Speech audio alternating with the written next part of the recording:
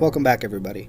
In our third episode of History Behind the Find, we are going to give a brief history behind a find that Jeff and I both were able to recover in 2019. A cut Spanish silver Pistareen, and in our case, a Philip V Spanish cross Pistareen, or 2 reals. Spanish cross Pistareens were familiar coins in common usage throughout colonial America. Pistareens traveled west by sea from Spain into the Windward Islands of the Caribbean to the sugar colony of Barbados, and beyond to America, where they washed ashore with seagoing wayfarers at colonial seaports and river landings.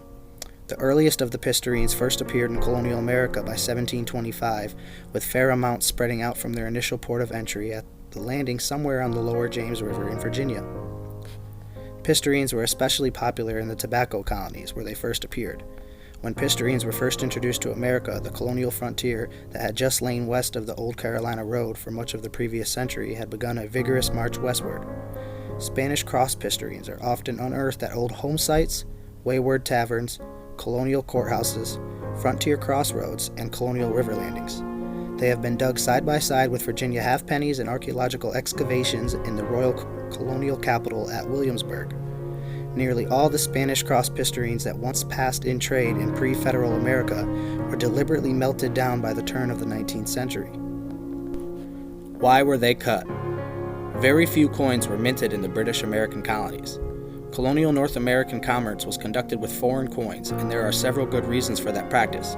First, there were no gold or silver mines in British North America. Second, Great Britain itself had limited sources of precious metals. Coins came from the major gold and silver producing regions and the great trading nations like Spain in this instance. The Spanish dollar, with its distinctive design and consistent silver content, was the most trustworthy coin of the colonists. To make change, the dollar was actually cut into 8 pieces or bits. Thus came the terms pieces of 8 from these early times and 2 bits from our time. Thanks for watching this week's episode of History Behind the Find. Remember, it's not just what we find, but what we find out. Please like and subscribe.